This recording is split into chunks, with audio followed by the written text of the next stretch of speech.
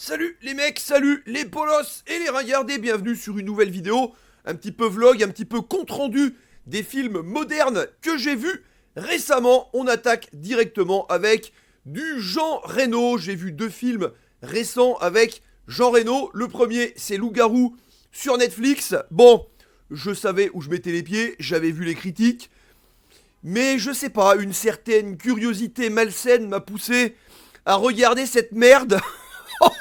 Oh putain. Alors il y a Franck Dubosc, il y a sa femme là-dedans. Oh les gars, le level de jeu d'acteur. Et Jean Reno, mais c'est pareil, il est lourdé là-dedans. Jean Reno qui vieillit quand même. Hein. Bah c'est comme tout le monde. Hein. Alors, bah, ouais, ça fait un peu mal.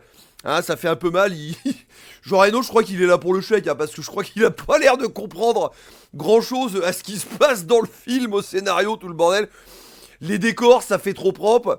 Bon, c'est un peu genre Jumanji, tu vois, une famille qui va être propulsée un peu dans une période un peu médiévale. Ils vont se promener dans cette espèce de place forte, tu vois, avec leur costume du Moyen-Âge, bah, comme s'ils allaient faire le marché, hein, le samedi matin à Pouilly-sur-Yvette.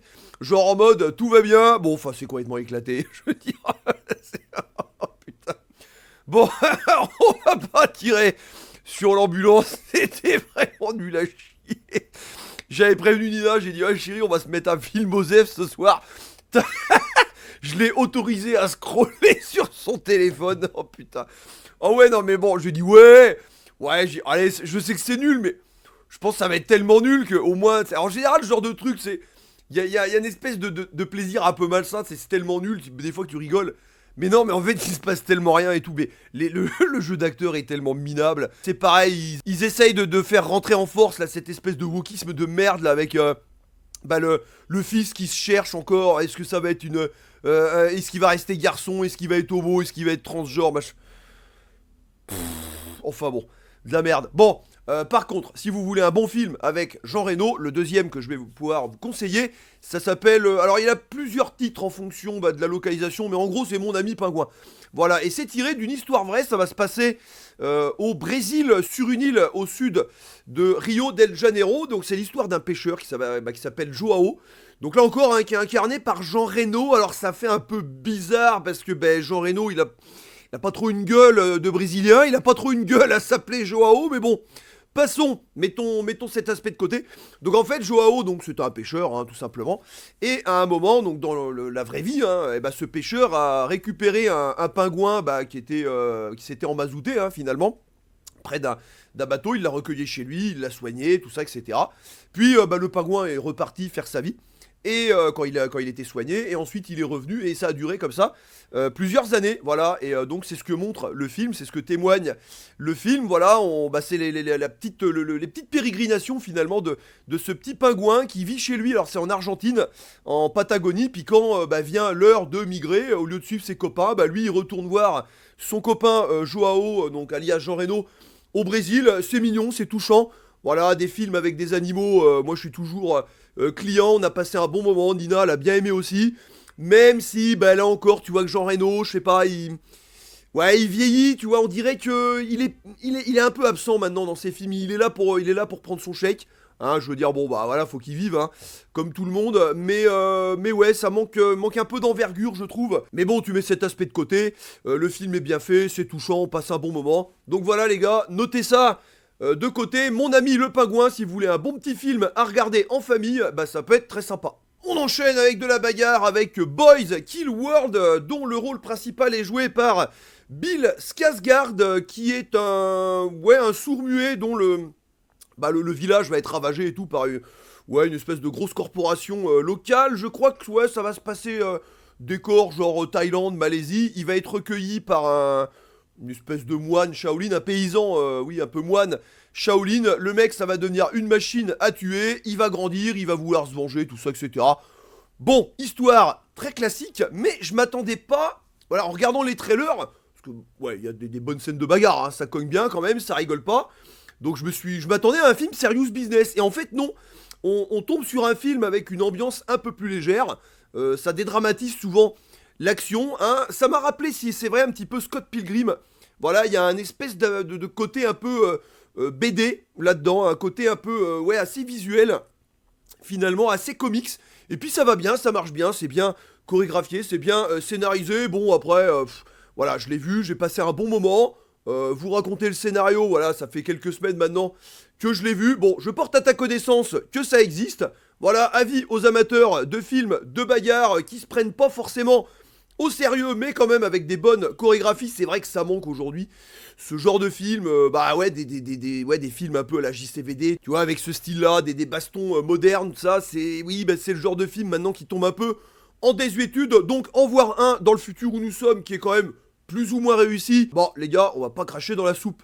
Maintenant, je vais vous parler de Canary Black, le dernier film de Kate Beckinsale. Kate Beckinsale, dont on se rappelle les formes hein, dans la série de films Underworld.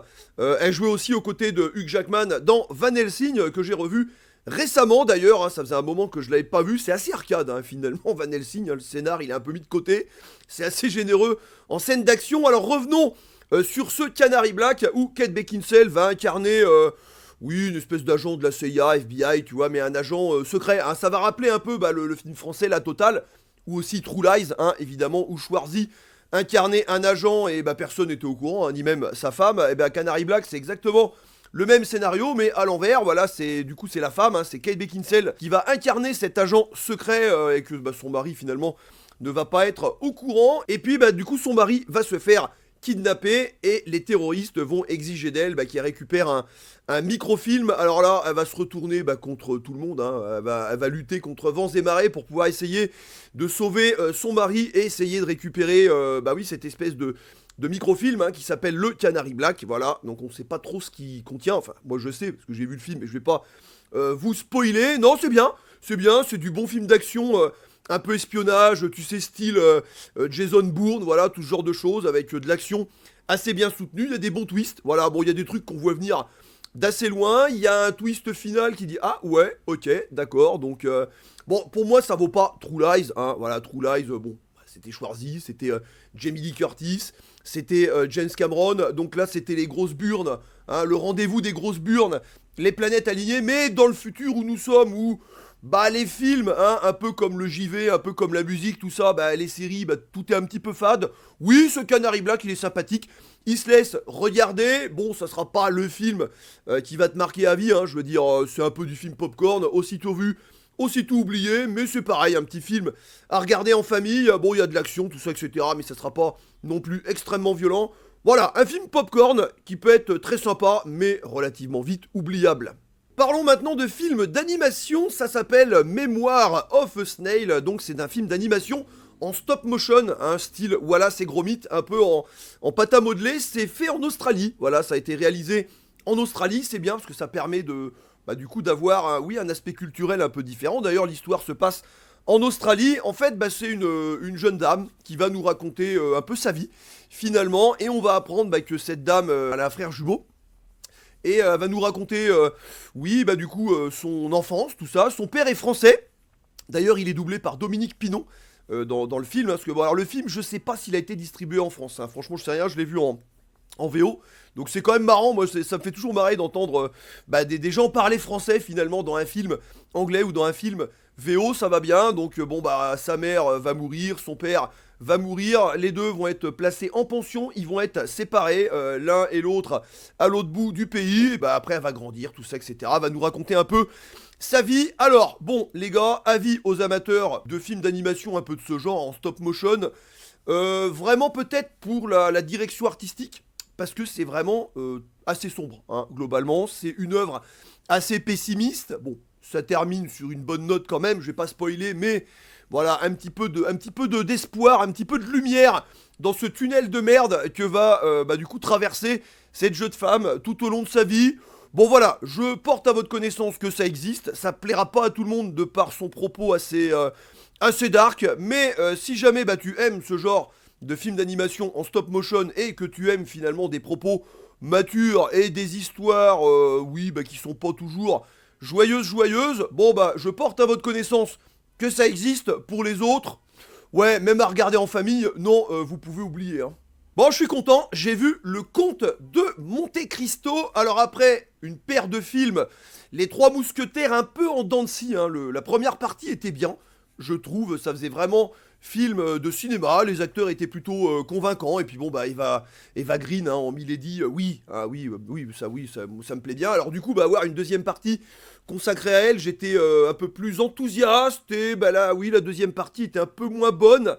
Alors bah quand j'ai appris que finalement le comte de Monte Cristo, bah ça pouvait éventuellement rentrer dans cet univers et puis qu'après, si en fonction que les films marchent, ce qui a été le cas pour le comte de Monte Cristo, bah peut-être qu'il ferait un Dumas verse. Bon alors, ce comte de Monte Cristo incarné par Pierre Ninet, il y a aussi Jean Lafitte et puis d'autres acteurs, j'ai oublié les noms, des acteurs, oui, il y a des acteurs connus, d'autres un petit peu moins.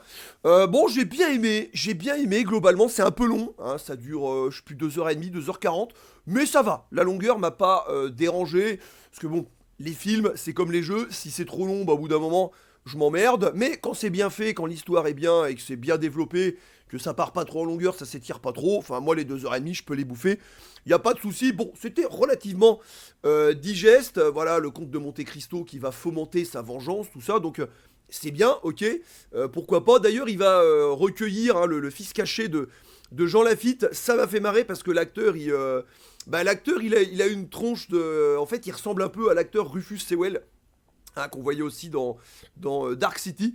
Donc j'ai trouvé le parallèle rigolo.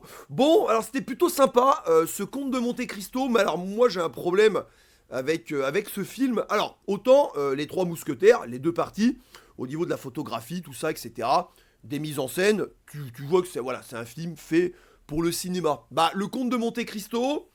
Voilà, bon, il y a des costumes, hein, les décors, voilà, c'est bien, il y a des moyens, hein, voilà, il n'y a pas de souci. Mais tu sens quand même que ça fait plutôt TF1 production que film de cinéma. Et ça, c'est surtout dû à la photo, qui est, alors je dirais pas lumineuse, mais bon, enfin, l'histoire de Monte Cristo, c'est quand même, c'est quand même une histoire assez dark. Donc c'est vrai que je m'attendais à une photographie, bon, peut-être pas aussi sombre ou aussi... ocre hein, que celle des Trois Mousquetaires, mais je m'attendais à un truc ouais un peu plus mature, tu vois. Et en fait non, on se retrouve même des décors un peu dans le sud de la France, tu vois. Alors bah, c'est très coloré, il y a la lavande, tout ça, etc. Bon, bah c'est bien parce que du coup le film est clair, mais de par cette photographie, bah alors, du coup moi c'est mon avis à moi, mon ressenti, bah j'ai plutôt eu l'impression oui d'avoir affaire à une production TF1 vidéo qu'un vrai film de cinéma, mais bon, mettons ça de côté.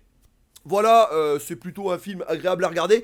J'avais des doutes hein, concernant Pierre Ninet qui incarnait le comte de Monte Cristo.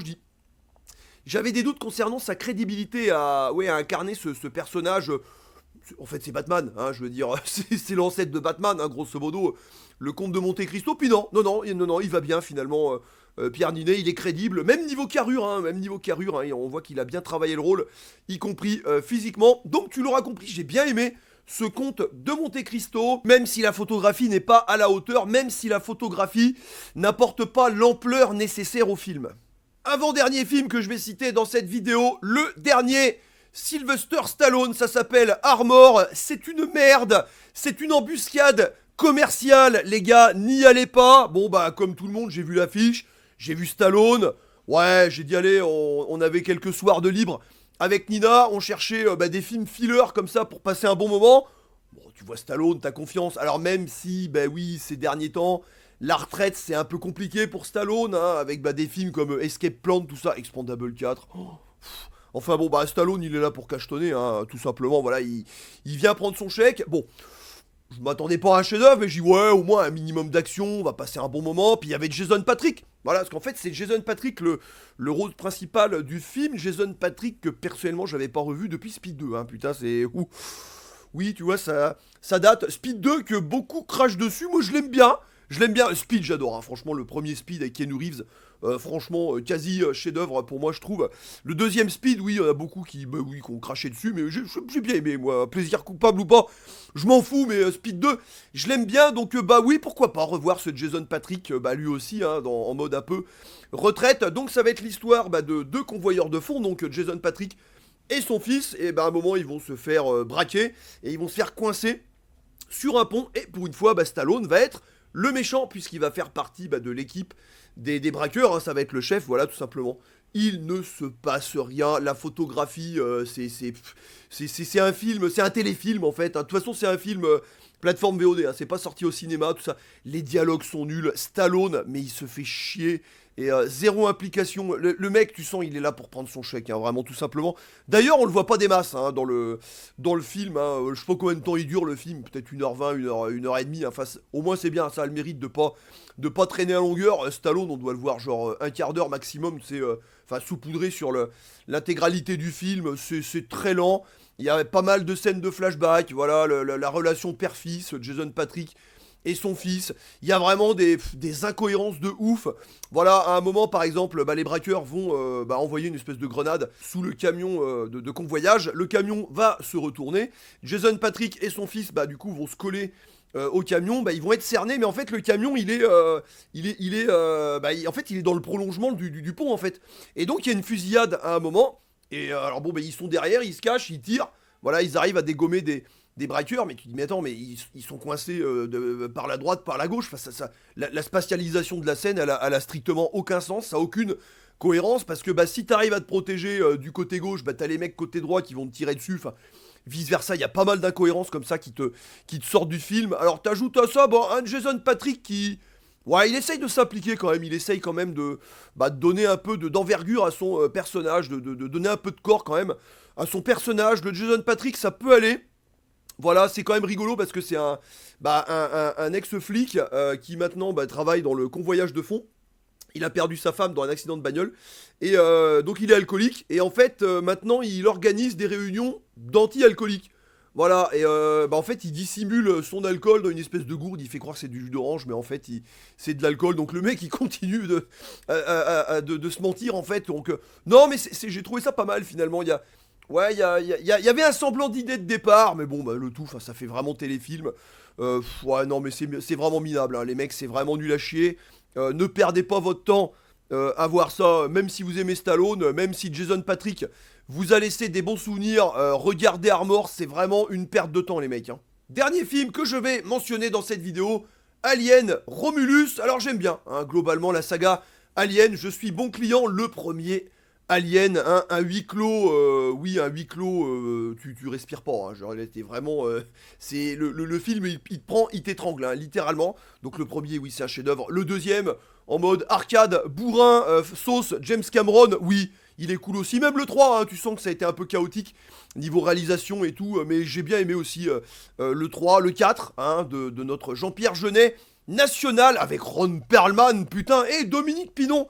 Voilà, encore lui, parce que Jean-Pierre Jeunet, Dominique Pinon, c'est son pote, et chacun de ses films, il est dedans. J'ai bien aimé aussi, hein. Prometheus, Alien Covenant, c'est pareil, hein, il y en a beaucoup qui crachent dessus, mais j'ai bien aimé aussi. Je suis bon client, voilà, je suis bon public, hein, de Alien. Moi, il me faut pas grand-chose, hein, voilà, j'apprécie bien, hein, j'apprécie bien la créature, l'univers, l'ambiance, tout ça. Même les films, hein, enfin, le film, le spin-off Alien Predator, hein, le premier, ça va. Il n'y a pas de souci. Le deuxième, par contre, hein, Alien Predator Requiem, c'est irregardable. L'action c'est filmé, on voit rien. Le film est sombre en fait, hein, on voit que dalle. Donc non, c'est brouillon. Enfin non, Alien Predator Requiem, c'est une sale merde. Alors maintenant, Alien Romulus. Donc ayant posé ce background, des GGX, voilà, il est bon client, il a bien aimé. Ouais, là j'étais quand même plutôt dubitatif. Donc il a été réalisé par Fede Alvarez, je crois qu'a fait le remake d'Evil Dead. Les mecs, je sais même plus si je l'ai vu le remake d'Evil Dead. Je crois que je l'ai vu et qui m'a laissé zéro souvenir. Je crois. Enfin, Fede Alvarez, voilà, j'étais un peu dubitatif quant au choix du réalisateur. Bon, ça s'est confirmé quand j'ai vu le film. Sur le moment, c'est pas désagréable. On passe un bon moment. Bon, alors il y a le problème, c'est que voilà, on est dans le futur maintenant, donc tu prends Alien 2, hein, avec toute cette équipe, hein, de Space Cowboy, hein, avec Michael Biehn, Bill Paxton, on retrouve Sigourney Weaver, des acteurs qui ont du charisme, tu vois. Et pour moi, c'est ça le plus gros problème d'Alien Romulus, c'est que là, on va se retrouver que des acteurs adolescents qui ont zéro charisme, en fait, quoi. Puis ça va un peu beaucoup même repomper le concept du premier Alien. Ça va apporter un peu quelques nouveautés, dans le sens où les facehuggers, par exemple, ils se repèrent grâce à la chaleur du corps, tout ça. Donc pourquoi pas, ça va étoffer un petit peu le lore de la chose. Bon, le film démarre avec ce groupe d'adolescents qui est grosso modo esclave, hein, sur une planète minière. Donc oui, pourquoi pas. Puis du coup, ils découvrent qu'en orbite autour de la planète, il y a une épave qui est en train de tourner. Et a priori qui contiendrait des capsules cryo-énergétiques je sais pas comment ça se dit, enfin en gros des capsules, ils peuvent dormir dedans, bah pour aller atteindre une autre planète, une espèce de paradis finalement. Donc, eh bien, ils décident d'aller rejoindre ce vaisseau en orbite, de vérifier si les capsules fonctionnent toujours et de mettre le cap sur cette planète, en gros de s'échapper de leur vie d'esclaves. Donc oui, bah pourquoi pas, le scénario de base, pourquoi pas, puis bon, bah après, arriver à l'intérieur du vaisseau, bah j'ai pas besoin de t'expliquer ce qui va se passer, hein, évidemment, après ça va être quasiment copier-coller du 1, il y a pas mal de fanservice, ouais, j'ai trouvé que ça manquait un peu d'inspiration. Le charisme de ces jeunes adolescents, moi j'y ai pas cru une seule seconde, quoi. C'est la fin, voilà, la fin, la créature de fin qui est assez ridicule, je trouve, qui n'est pas sans rappeler aussi bah, ce qu'on voyait hein, à la fin d'Alien 4, hein, de Jean-Pierre Jeunet, une espèce de créature un peu hybride qui m'a pas convaincu en fait. Donc tu l'auras compris, cet Alien Romulus, voilà, je l'ai vu il y a quelques semaines.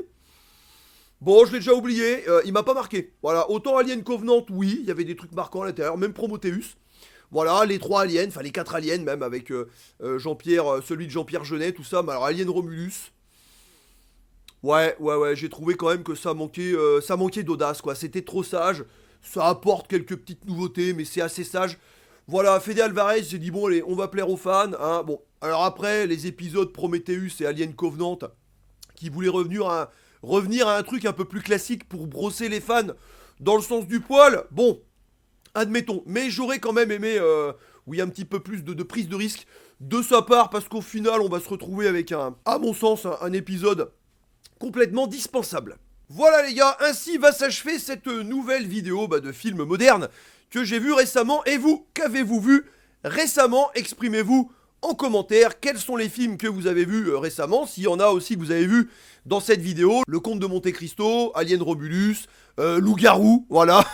Donc exprimez-vous sur ces films, hein, si vous avez un avis dessus, si vous en avez d'autres à recommander. Et moi, je vous retrouverai prochainement sur la chaîne pour d'autres vidéos. Et comme d'habitude, n'oubliez pas que tout ceci n'est qu'un jeu.